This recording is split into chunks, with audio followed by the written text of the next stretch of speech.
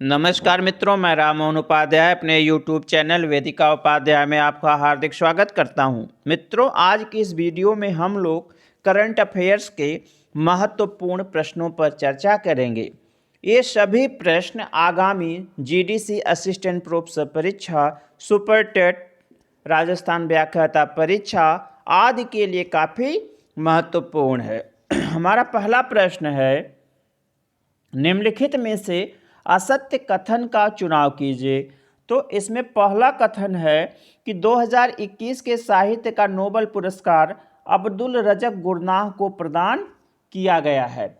तो यह जो है सही है कि जो 2021 का साहित्य का नोबेल पुरस्कार प्रदान किया गया है वह तंजानिया के लेखक, बेसिकली ये तंजानिया के रहने वाले थे, बाद में ब्रिटेन में बस गए। तो तंजानिया के लेखक अब्दुल रज़्ज़क़ गुरनाह को प्रदान किया गया है और उनको यह पुरस्कार जो है अपनी लेखनी के जरिए शरणार्थियों के लिए लोगों के दिलों में प्रेम पैदा करना था। ठीक, तो पहला जो विकल्प है वो सही है। इसी के साथ अगर ये पूछ लिया जाए कि 2020 का जो है साहित्य का नोबेल पुरस्कार किसे प्रदान किया गया था, तो लुईस ग्लक को प्रदान किया गया था। विकल्प बी है, उनको यह पुरस्कार मतलब अब्दुल रज़्ज़क़ गुरनाह को यह पुरस्कार उपनिवेशवाद के प्रभावों और संस्कृतियों व महाद्वीप के बीच की खाई में शरणार्थियों की स्थिति की करुणामयी चित्रण को लेकर सम्मानित किया गया। यह विकल्प भी सही है। अभी मैंने आपको ऊपर बताया है कि उन्होंने अपनी लेखनी के जरिए शरणार्थियों के लिए लोगों के दिलों में प्रेम पैदा किया है, इसको लेकर जो उनको सम्मानित किया गया है। तो विकल्प बी भी सही है। विकल्प सी है, 2021 के शांति का नोबेल पुरस्कार मारिया रेस्सा एवं दिमित्री मुराटियोव को प्रदान किया गया है। यह कथन भी सही है। जो 2021 का शांति का नोबेल पुरस्कार है वह रूसी पत्रकार एवं लेखिका, रूसी ये कहाँ फिलीपींस की हैं, फिलीपींस की पत्रकार एवं लेखिका एवं दिमित्री मुराटो, ये जो है रूस के एक सामाजिक कार्यकर्ता हैं, इन दोनों को प्रदान किया गया है। ठीक है, और इनको जो है यह पुरस्कार अभिव्यक्ति की स्वतंत्रता की रक्षा के लिए, अभिव्यक्ति की स्वतंत्रता की रक्षा के लिए ये जो है प्रदान किया गया है। ठीक है, तो विकल्प सी भी हमारा सही है। अगला है विकल्प डी, रेस्सा एवं मुराटो को फिलीपींस एवं रूस के मध्य के तनाव को कम करने में योगदान देने के लिए यह पुरस्कार प्रदान किया गया। यह कथन जो है गलत है और हमारा सही आंसर यही है, विकल्प डी। रेस्सा और मुराटो को जो है फिलीपींस और रूस के मध्य के तनाव को कम करने में योगदान देने के लिए नोबेल पुरस्कार से सम्मानित नहीं किया गया है, बल्कि उन्हें जो है अभिव्यक्ति की स्वतंत्रता की रक्षा के लिए प्रदान किया गया है। उन्होंने जो है अपने व्यक्तिगत जीवन को न्यौछावर करते हुए अपने देश के नागरिकों के हितों के लिए कार्य किया है। ये भी प्रश्न पूछा जा सकता है कि 2020 का जो है शांति का नोबेल पुरस्कार किसे प्रदान किया गया है, तो वह दिया गया है विश्व खाद्य कार्यक्रम को प्रदान किया गया है। मित्रों, आगे बढ़ने से पूर्व आपसे अनुरोध है, आप वीडियो को देखने के पश्चात चैनल को सब्सक्राइब, वीडियो को लाइक एवं शेयर अवश्य करें, साथ ही साथ बेल आइकन को भी प्रेस करें, जिसके माध्यम से आने वाले वीडियो का नोटिफिकेशन आपको समय से प्राप्त हो जाए। हमारा दूसरा प्रश्न है, अखिल भारतीय अभियान एक पहल संबंधित था। तो एक पहल अभियान जो है न्याय से संबंधित है, न्याय आपके द्वार से संबंधित है। बेसिकली एक पहल अभियान जो है कानून और न्याय मंत्रालय द्वारा शुरू किया गया एक अखिल भारतीय अभियान था। और यह कब शुरू किया गया है? यह अभियान जो है 17 सितंबर से प्रारंभ किया गया है और 2 अक्टूबर तक चलाया गया। 2 अक्टूबर तक मतलब 17 सितंबर से 2 अक्टूबर तक जो है यह अभियान चला है। इसमें जो है टेली लॉ के जरिए, ठीक है, टेली कानून के जरिए जो है न्याय पहुंचाने का लक्ष्य प्रदान किया, लक्ष्य बनाया गया था। मतलब कानूनी जानकारी और सलाह देने के लिए आईसीटी का प्रयोग इसका मुख्य टारगेट है। ठीक है, और कभी कभी ये भी प्रश्न पूछा जा सकता है कि अखिल भारतीय अभियान एक पहल किस संस्था के साथ मिलकर चलाया गया था? तो यह चलाया गया था नालसा के साथ मिलकर। नालसा जो है नेशनल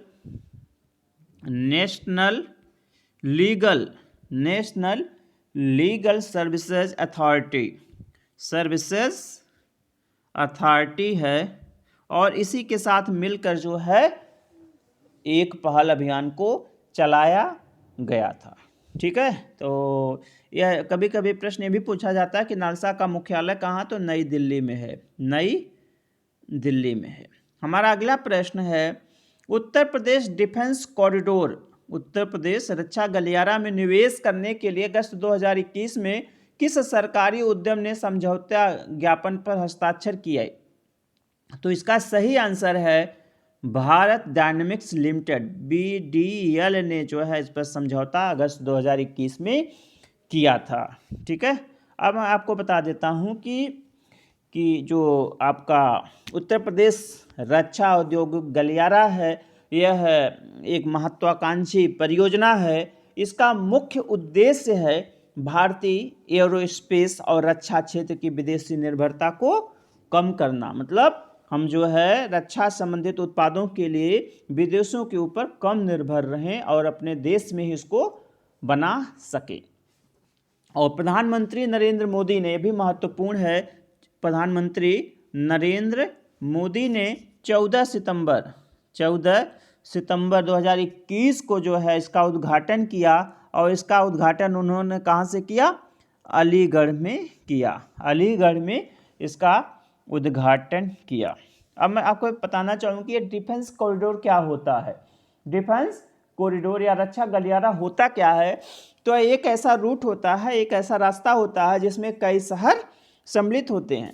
इन शहरों में जो है सेना के काम आने वाले सामान, जो भी सामान होते हैं, चाहे तोप मान लीजिए, चाहे बंदूक मान लीजिए, राइफल मान लीजिए, ठीक है, तो उनके सेना के जो निर्माण के लिए सामानों के या सेना के काम में आने वाले सामानों के निर्माण के लिए विभिन्न प्रकार के उद्योग विकसित किए जाते हैं, और वहाँ पे कई कंपनियां अपना पार्टिसिपेशन देती हैं।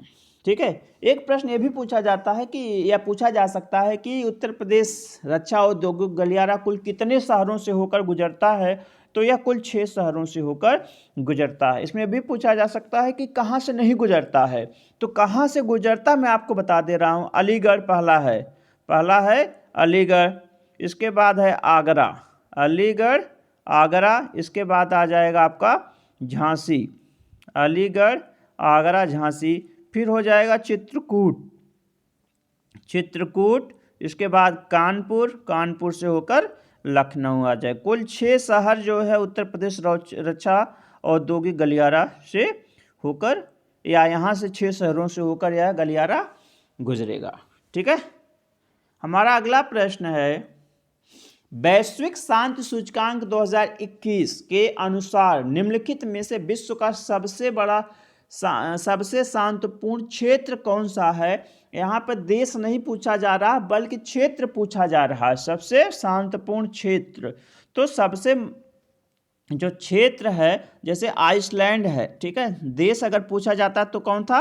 आइसलैंड है। ठीक है, तो आइसलैंड किस द्वीप में आता है, किस महाद्वीप में आता है? वह यूरोप में द्वीप महाद्वीप में आता है। न्यूजीलैंड है, ठीक है, तो आइसलैंड यूरोप महाद्वीप में, इसलिए जो है सबसे महत्वपूर्ण या शांतिपूर्ण क्षेत्र कौन सा होगा? यूरोप होगा। और देश में पूछा जाए तो नंबर 1 पे कौन सा देश है?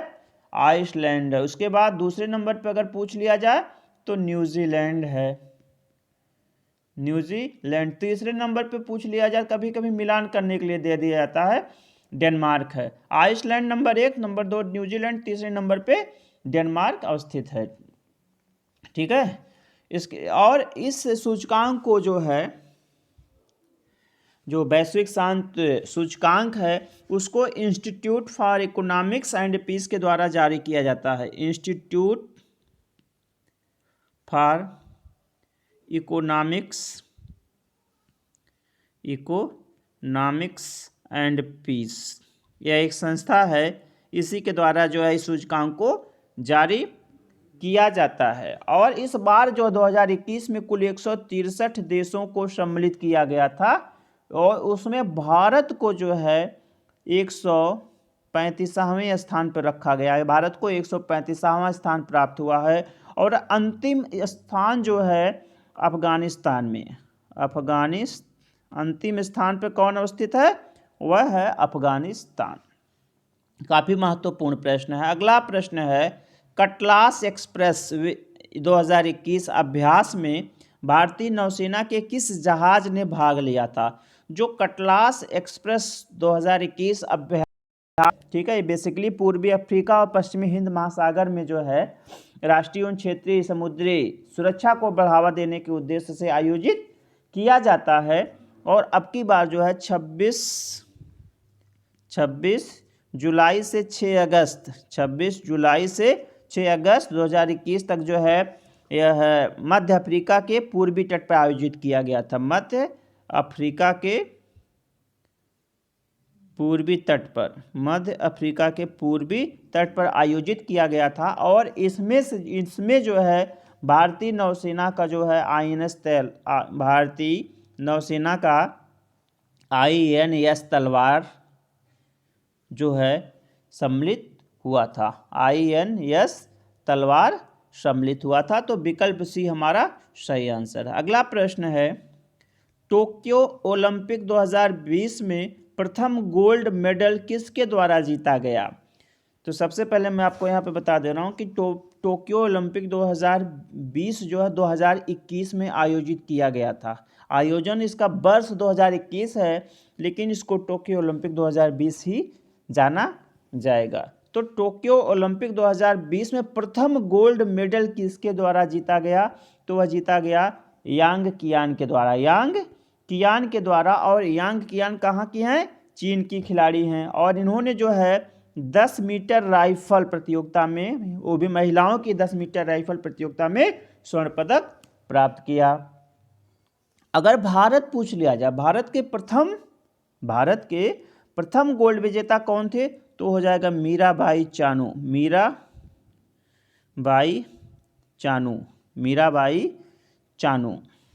ठीक है, ये मीराबाई चानू जो है गोल्ड में नहीं आएंगी। प्रथम पदक विजेता अगर पूछा जाए तो मीराबाई चानू आएंगी। प्रथम गोल्ड में आ जाएंगे आपके नीरज चोपड़ा।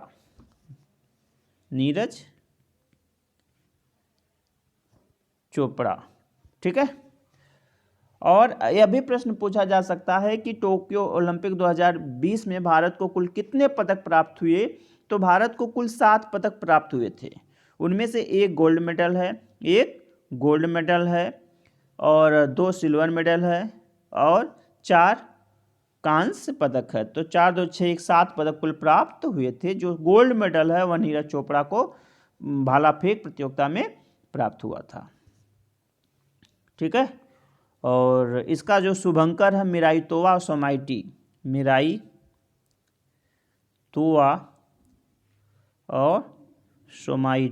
इसका शुभंकर था। ठीक है। हमारा अगला प्रश्न है, उत्तर प्रदेश में शबरी संकल्प योजना किस लक्ष्य के साथ शुरू की गई है? तो जो शबरी संकल्प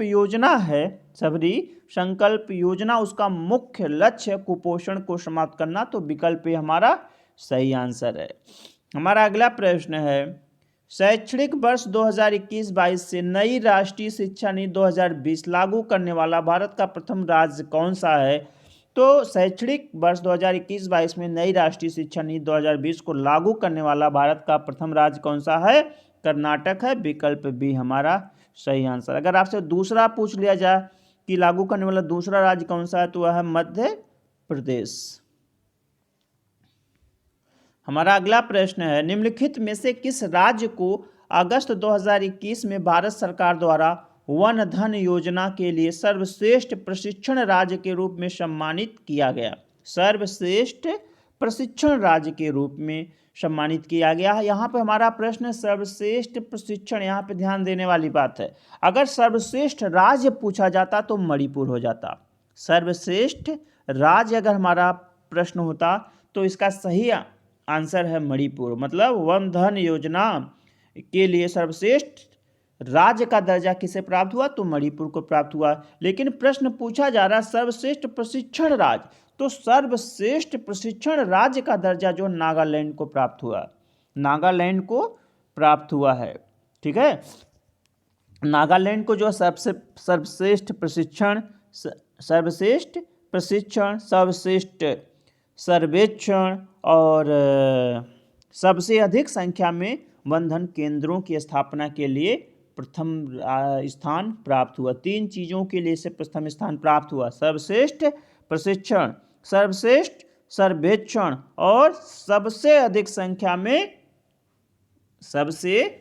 संख्या में इसको जो है वन धन योजना केंद्र संचालित करने के लिए सम्मानित किया गया है।